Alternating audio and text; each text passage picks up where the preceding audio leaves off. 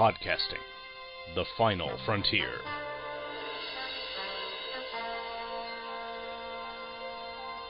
This is the Hammer Podcast.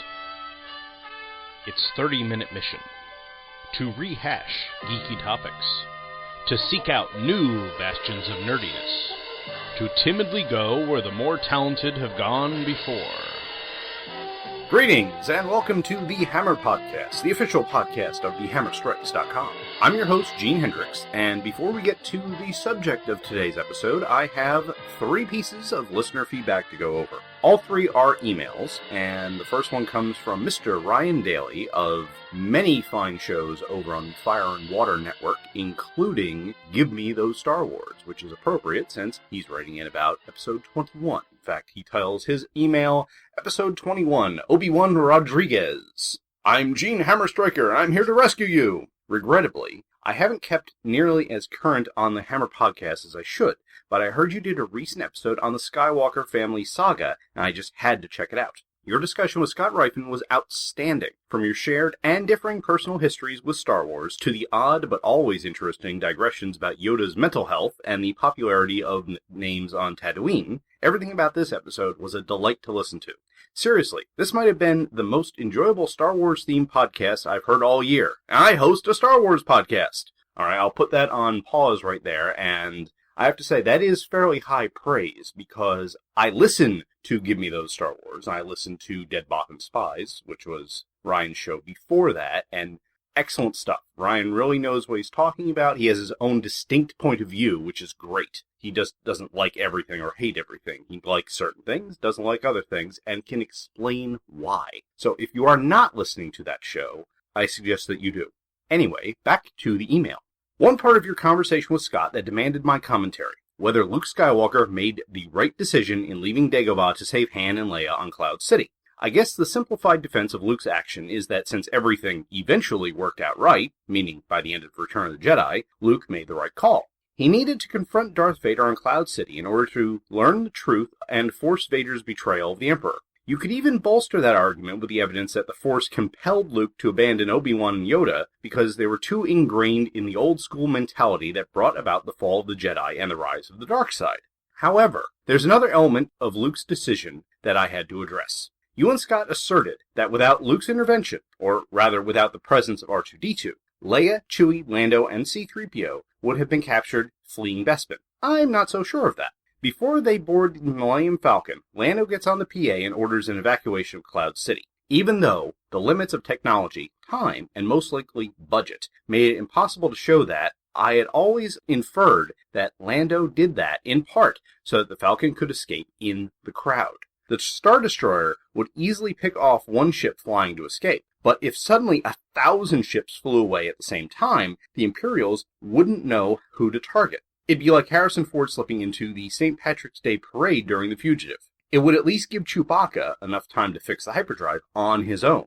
It's only when Leia orders the Falcon back to Cloud City to save Luke that the TIE fighters spot the Falcon and chase them into range of the Star Destroyer. So I think it's entirely possible that Leia would have escaped, whether Luke abandoned his training or not. Anyway, thanks for a great listen, Ryan. Well, as I responded to Ryan in email, I try and respond via email to all emails I get. As I told him there, I love his fugitive analogy. That makes a whole lot of sense. However, they wouldn't have escaped on the Falcon because they would not have time to open the door. If you remember in The Empire Strikes Back, the door to the landing pad is locked, and the only reason they get that open is because of R2-D2. But the stormtroopers are right there, firing on them as R2 opens the door. So I love Ryan's scenario, but I would switch it a little bit in that Han, Leia, Chewie, and 3PO would escape on somebody else's ship. And since they would have to escape on someone else's ship, I'm going to say that they escaped on Willrow Hood's ship, because I just love Willrow Hood. Our next email comes from Ruth Sutherland of the great Trekker Talk, Warlord Worlds, and Xenophobic Xenophiles podcasts, along with her husband Darren. Now, this is a little weird because this is essentially feedback for my show as a response to feedback I gave for their show, because they recently covered a Thor and Loki adventure in Jotunheim, which was actually It was in comic book form, but it took a lot from the actual lore, which I thought was excellent. Anyway, Ruth writes, I listened to episodes 3 and 13 of The Hammer Strikes today. I really enjoyed hearing how you first discovered different legends and myths. I only know a little about Norse mythology and really appreciate the background and overviews of key myths that you shared. It was also interesting to learn the importance of family, as well as other values promoted by the culture. Ruth. Well, thank you very much, Ruth. Episode 3 was rather brief, and I hope that everyone will forgive me because I was still learning what I was doing. And at that point, I hadn't settled on my mythology template, which is cover 3 myths and talk about them, explain modern interpretations, etc., etc. So I hadn't hit on that yet, so it was kind of, I just needed to get something out there. It was in my head, but not fully formed, but I'm hoping it works as a good primer for people anyway. And it does give you a little bit of background on how I discovered the Norse myths and King Arthur and all that. On to our last email. This one is from Mr. Tom Panarese, he of Pop Culture Affidavit and In Country, which covers the Marvel Comics series The Nom. And the subject of his email is many episodes, some thoughts. And he writes, Gene, this email is a long time coming. Way too long, in fact. Over the last few months, I've gone back and listened to all of your episodes and have really been enjoying the show. I like how you cover topics that I find incredibly interesting, as well as things that I'm completely unfamiliar with. Yet you make me interested in them. It's a mark of a good podcast. Now, we'll put that on hold because that is essentially my reaction to Tom's Pop Culture Affidavit podcast. We're more or less the same type of show where we talk about whatever we want. It's kind of a potpourri of geekiness, really, between the two of us. And we have our own approaches, but I love Tom's show. We, on Two True Freaks, have a triumvirate of shows like this, and that would be Pop Culture Affidavit, the Hammer Podcast, and Palace of Glitter and Delights. They're essentially scattershot of geek, and it's from 3 distinct points of view, which I find fascinating. Anyway, back to the email.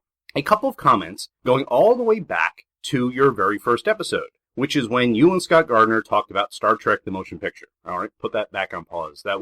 I talked about Star Trek the Motion Picture in my first episode, but Scott wasn't on until later that year. But I will forgive you for the oversight, Tom, because you listened to all of them. Anyway, back to the email. This is a movie that I never loved, but never hated either. At least not in the way that I really dislike Star Trek V. Right around the time I first listened to your episode, my sister gave me the Blu-ray box set of the original Crew films, which 1 through 6. And after listening to you guys talk, I decided to watch it. I've come to believe that this is an underrated movie. Yes, it is slow in places, but it's not any slower than the pace of Close Encounters of the Third Kind or the first third of Aliens, both of which were contemporaries.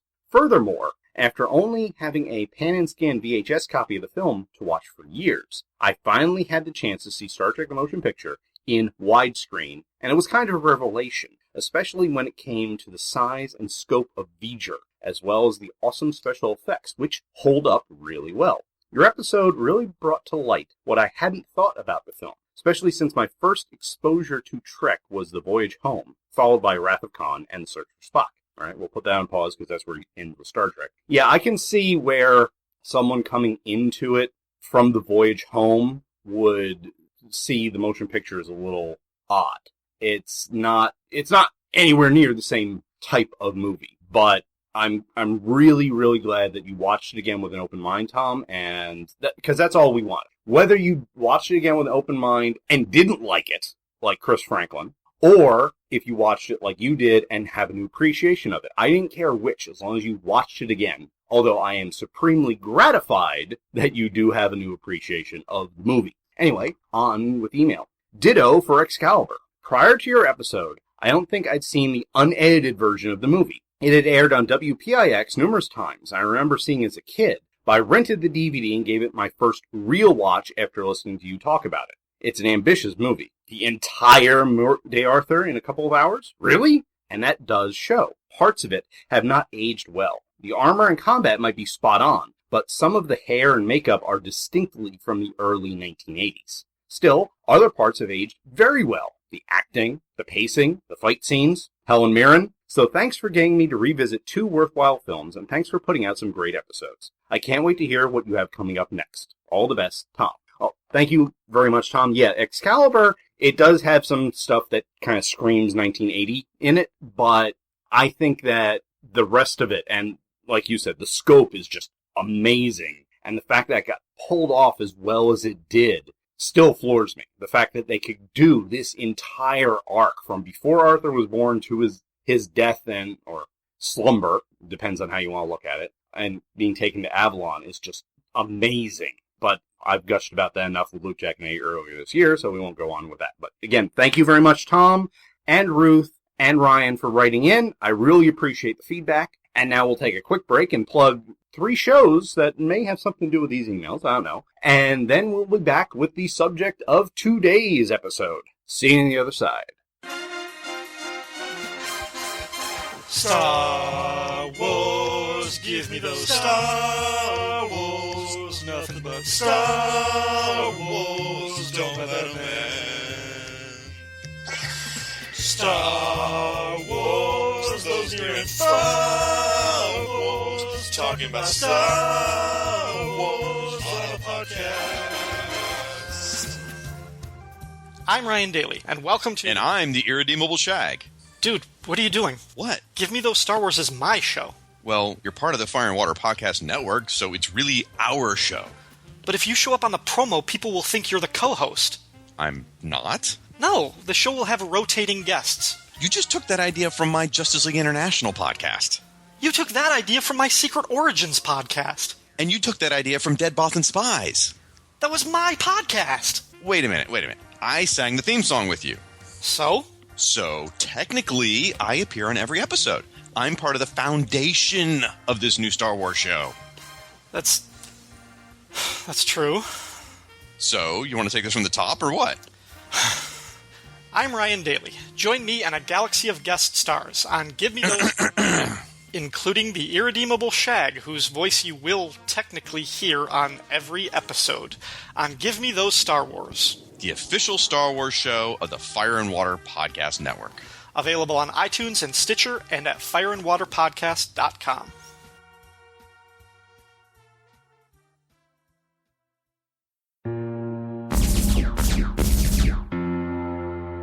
Trekker Talk, a fan podcast devoted to the adventures of 23rd century bounty hunter Mercy St. Clair from the pages of Trekker Comics by creator, writer, and artist Ron Randall. I'm Darren. And I'm Ruth.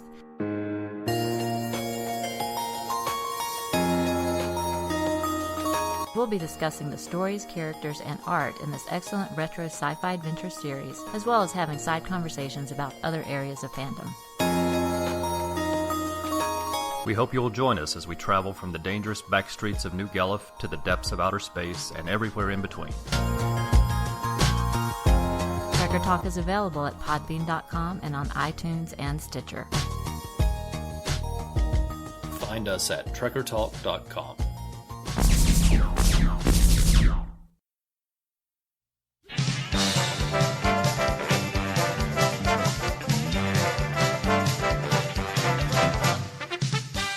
Movies, TV, comics, music. Pop Culture Affidavit has it all. It's everything random in the world of popular culture, and it's all covered by me, Tom Panarese. New episodes drop monthly at twotruefreaks.com, and be sure to check out blog posts about random pop culture topics at popcultureaffidavit.com. Pop Culture Affidavit, the sworn testimony of a dork.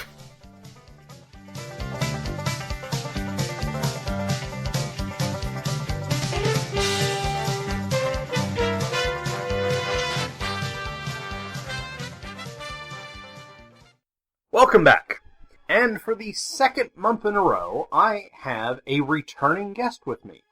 This one is back after some critical acclaim of our Muppets episode, and that will be my wife, Michelle. Hello. And we're going to be talking about, as I have been talking about all year, generational stuff. And this is going to be between Henry Jones Sr. and Henry Jones Jr., as exemplified in Indiana Jones and the Last Crusade. Now, in order to prepare for this, we just watched the movie. And while we were watching the movie, we recorded a commentary for it. So if you want to find that, along with not just us, but also Kira chiming in and the dogs barking at someone that came to the door. You can find that on patreon.com/thehammerstrikes. And that is available for the highest level of donor. So if you really want to hear that, and you are an incredibly generous person, then you can head on over to there, make a pledge, and then you'll have access to it. But that's enough of that. In The Last Crusade, we are introduced to Sean Connery, who plays Henry Jones Sr. And something that we noted in the movie is that he is the typical academic professor, right down to the bow tie. Absolutely. And his son is anything but. In fact, his son tends to not wear much by way of ties, except in the most inappropriate moments. Right. Except during this movie, he kept pointing out that he had the tie on constantly. During the motorcycle chase. And it was really weird because he was dripping in mud, yet he had a tie on. In his leather outfit. I mean, it's one thing when he's in the suit, but when he's in his leather gear and he's wearing a tie, it just looks odd. And the fedora. Yes. Now, we find out in this, not only is Indy's name Henry Jones Jr., but he has this kind of contentious relationship with his father. He hates being called Junior, even as an adult. Probably, I think that's half the reason his father does it, just to needle him about it. I agree. Now, how do you think the relationship goes? I mean, is their relationship any different at the end of the movie than it is at the beginning? I think their relationship is better. Better, not perfect. Better, not perfect, because I think that when he crashes through the window... and he gets hit in the head with the fake vase. Henry is thoroughly confused and delighted to see his son there to save him. And I put save in quotes. In finger squinting quotes. Yes, as Luke Jackson calls it, air quotes up to the mic. Air quotes up to the mic, yes, exactly. Because, Henry Jones has never been saved before. He's never been in danger before. As true. far as we know, he is a pure researcher. Right. He's gone and found all these pieces of art, as you see in his house. Right. And riddles and everything that he then copies into his Grail diary. Right. But he's never been, held hostage by the Nazis before. He's never been an adventurer like his son right. has. He isn't the kind of guy that went out to find the antiquities, although... And this is something that's probably more information in, novels and comic books and things like that. It makes you wonder why he's in Utah in 1912. Right. Why Utah? Is it purely for the research? And why would Grail stuff be in Utah, of all places? Who knows? Maybe the Mormons had it. Maybe it was just a simple going there to find himself. That's possible. I mean, the whole thing that they say is that their relationship broke down more or less when Indy's mother died. Right. And then they more or less became estranged. Right. Well, I always find interesting relationships between men because men don't talk a lot. Women talk, it seems. Ad nauseum? Ad nauseum. And we seem to talk. You talk a lot for a man. You do realize that my hobby is talking into a microphone. I know. I kind of have to talk a lot. I know, but it's weird for a man to talk. Most men don't talk. Most men grunt and point and, sports good, talking bad. It's going to be interesting when we go to Florida and hang around with all my geeky friends around there that you think I talk a lot. I know. I'm quiet by comparison. I know. But well, you've met Scott. I know. Gardner, that is. Yes. But I'm currently reading a book about male relationships written by a woman, and that's just confusing. But she had a lot of fun. Yeah, it's still. So she got to see the male point of view through a mother's eyes. Yeah, but that still means they hid stuff from her. Of course they hid stuff from her. They're boys. They were her sons. Of course they hid stuff from her. Every child hides stuff from their mothers. Now, well, why would I? It doesn't make any sense. But in the movie, we see Henry. When I say Henry, I'm going to mean Senior. When I say Indy, I'm going to mean Junior. Of course. Just to get that out of the way. But we see Henry. he disapproves of a lot of the stuff Indy does. Of course. Including saving his life. Of course. And I don't know if that's because he's from... Cause at this point, it's 1938. And Henry is... Let's say he's 60 years old.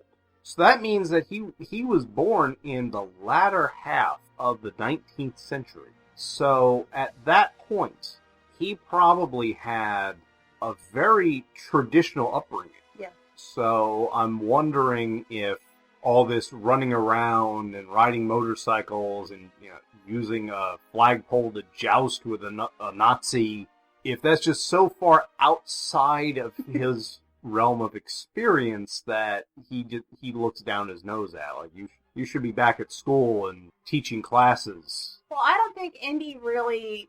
I don't think it's really part of Indy's experience either. I think he's kind of flying by the seat of his pants. Yeah, but he has at least experience with fighting. Yes. You look at what happened in Temple of Doom and Raiders, and obviously what occurred when he was obsessed with the Cross of Coronado and all this stuff. I mean, he's had run-ins with Belloc. He's met Sala a number of times. So Indy has been out in the field. He may not have been fighting Nazis constantly. Right. And there's nothing wrong with fighting Nazis. Nothing wrong at all with fighting Nazis. But he may have just been out in the field rather than, I think his father was more stuck in his nose in a book, doing the research. Book learning versus... Right, because you book smarts versus street smarts. So I would say his father is more of a historian versus an archaeologist. Yeah. He's more of the theory and less of the practice. And so you have the two opposites in that case. So it's kind of hard for them to meet eye to eye. Although, when Indy is not all there, like when he gets hit over the head with a vase, or when he's recovering from climbing up the cliff after jumping off the tank, he falls into this... when we first see Henry, and he says, "Junior!" And Indy stands up and says, "Yes, sir." That's his automatic response. That's what he's been trained. He starts spewing Latin verbs. Yeah. So it's almost like their relationship never got out of that. The one that we see in the very beginning. Yes. Where Henry's off doing his thing, and he expects Indy to mind his father and, do exactly what I say, count in Greek, which... Yes, exactly. But I agree, the relationship has improved by the end of the movie. But I also think a lot of that not maturing has to do with not communicating. Right. I mean, the whole reason my mother and our relationship has matured is because we communicate constantly. Mm. And we see each other as equals now. And I've frozen my sister at Kira's age. Her sister, who will turn 30 later this year. Because that's the last time I communicated with her. I think that's the last time anyone communicated with her. Well, that's fine. But, I've frozen her at that age. Right, and that's what Henry has done to Indy. He's frozen him at that age. That was the last time he felt he could communicate with him. He's frozen him at River Phoenix. He froze him at that age because he felt that was the last time he could communicate with him and feel like he got through to him. But if you go by the conversation on the Zeppelin, though, even at that age they weren't communicating. They didn't really ever talk even before his mother died. And then after his mother died, Henry was just the Grail, and that's it. And Indy was just there. Indy was just kind of like... He was around, and Henry would, take care of him to a point. Right. But the whole thing that Henry was saying in that conversation is, I never told you to do your chores or clean your room or any of that because I was teaching you to be independent. Well, you can teach a kid to swim by throwing him in the deep end of the pool, but they have an equal chance of drowning. Right. So exactly. It happened to work out in this case. Right. Which all the better for Henry because then he could concentrate on what he was doing. But antiquities. Yeah. I think that by the end of the movie, Henry may not fully respect his son, because, I mean, his son wants to be called after a dog. Have a lot of fond memories of that dog. But he at least now understands what Indy does. Yeah, better. He knows that there are these things out there that's happening that Indy is dealing with that Henry isn't. Henry is the guy that would not go out of his window during office hours. Right. Of course, Henry would also not have an office with a boiler in it. Of course, because Henry was a respected member of the staff. Right. So it's an interesting relationship. It's not one I'm familiar with in my own life, because my dad and I get along. In fact, unlike Indy and Henry, my dad and I are too much alike, to the point where we are as hard-headed as each other. So it makes for interesting conversations every now and again. My father and I have no spine. How do you sit up? Oh, it's difficult. And I need some of my mother occasionally to help me spine up. Right. And it's difficult because... It's difficult. It's difficult. It's just the way it is. Now... It's the way things are. Did you watch any of the Young Indiana Jones television series? No, I watched 1 or 2 episodes and promptly forgot. I was the same way. I caught it occasionally, but if memory serves, that was on in the 80s. Correct? That was not a 90s show. That was on in the 80s. I remember it being a late 80s, early 90s show. Because Last Crusade was a late 80s movie. So I wonder how much, if we went back to watch it, and any listener out there that knows, definitely write in and tell me. But I'm wondering how much of that Henry-Indy dynamic was in that show. Was investigated in that, or whether it was just Indy out in the wild. Yeah, I seem to remember, because there were 2, if you remember, 2 ages. Mm-hmm. You had young kid Indy, and then you had teenager Indy. Right. The teenager one, I think, was just off on his own doing stuff, meeting like Sigmund Freud and all these famous people. Whereas the young kid, I don't remember his parents being in it.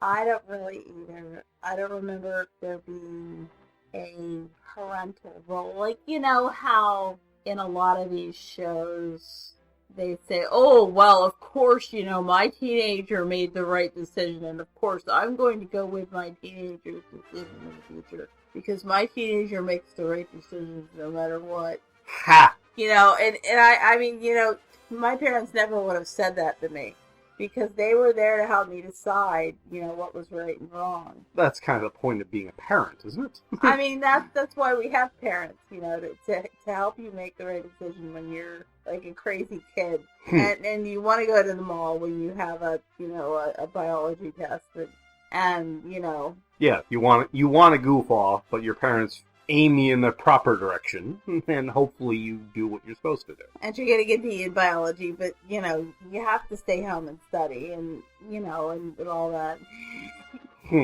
So, I would like to see if the father-son relationship was explored somewhere else. I know there's a lot of backstory out there. I listen to Indiana Jones and characters, so yes, I know there's more stuff out there. I just don't know where this particular relationship has been explored. Is it in novels? Is it on TV shows? Are there novels? Is there TV shows? Comic books? Exactly. Whatever.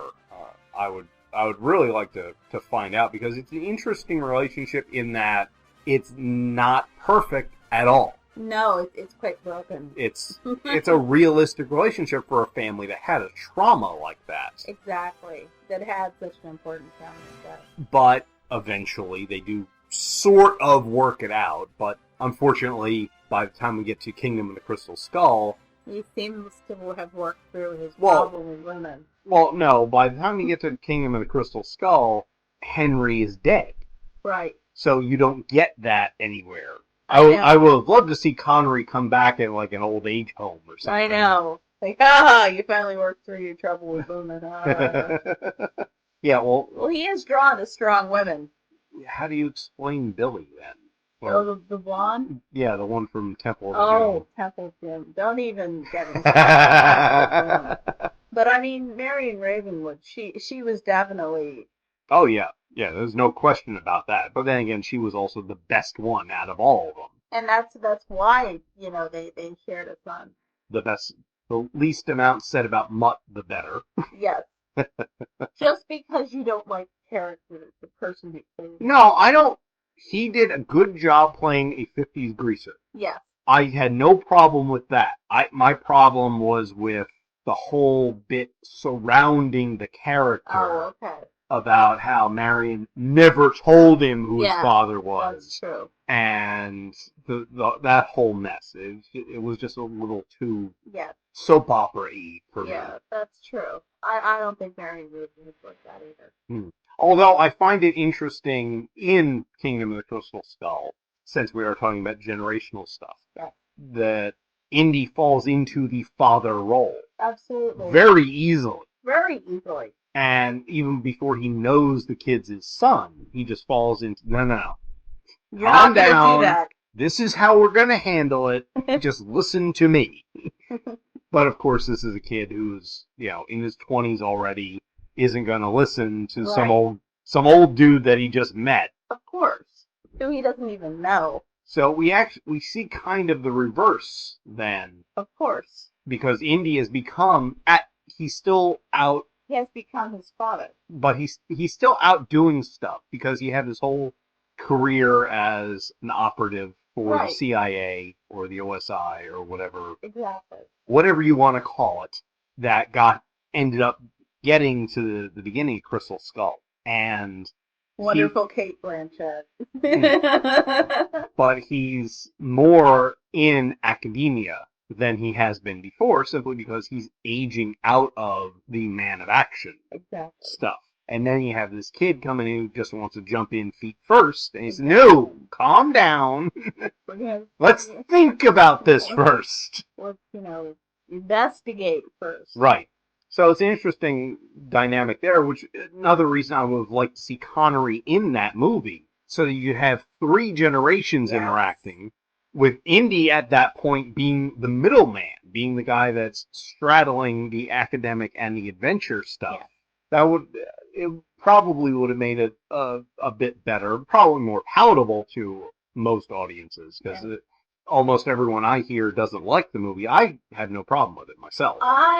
It took me a while to like it, but after a while, I had to chew it over for a while. Yeah, I actually, in the theater, when I came to the realization that, they're doing sci-fi now, I was fine with it. Because they jumped time periods in popular culture. As they went from being the pulps, man of adventure, out in the jungle, in the wilderness exploring stuff, to dealing with aliens. Exactly. And that's just the way things went. Exactly. So back to Henry and Indy. I think that, it was just, history playing itself over again. Yeah, and it would have been interesting to see after that if Henry went out into the field a little more. Because he had achieved his goal. His whole life's goal was to find the Grail. He found it. I know. Now what? Now what, exactly. Well, his son found the Ark. Maybe they can join up and go for the Spear of Destiny this time. No. Oh, yeah, before Hitler does, so Superman can actually come in and beat him. They're just crossing the streams for you, people. Man alive. Yeah, that's a real twist. No, just listen to Tales of Justice Society of America and you'll get what I'm talking about. So, you have anything more on this? Not really. Okay, well then we will sign off here. And remember, if you want to write in, just go gene@thehammerstrikes.com. We are on Patreon, patreon.com/thehammerstrikes. You can find the show on iTunes, on Stitcher, on Blueberry, which is something that gets it on the Roku boxes, on twotruefreaks.com, all kinds of places. So just, search us out. Why are you going to search us out? You found us. You're listening. But if you want to leave feedback, you can email me. You can leave an iTunes review, a Stitcher review. Whatever. Leave a comment on the blog. Go to the Facebook page. Go to the Facebook group. Whatever you want to do, you can get in touch with me. And if there's anything you want me to talk about, let me know. I'm always interested in suggestions from the audience. But Bye. yep, for now we'll say Bye. see you next time, everyone. Thank you for listening to the Hammer Podcasts. If you have any questions or comments, please feel free to send an email to gene@thehammerstrikes.com. If you like what you've heard, please visit the Patreon page, which is located at patreon.com/thehammerstrikes, and consider becoming a sponsor of the show. Please be sure to check out the Hammer Strikes on Facebook, Google+, Twitter, and YouTube. The Hammer Podcasts is a proud part of the Two True Freaks Internet Radio Network.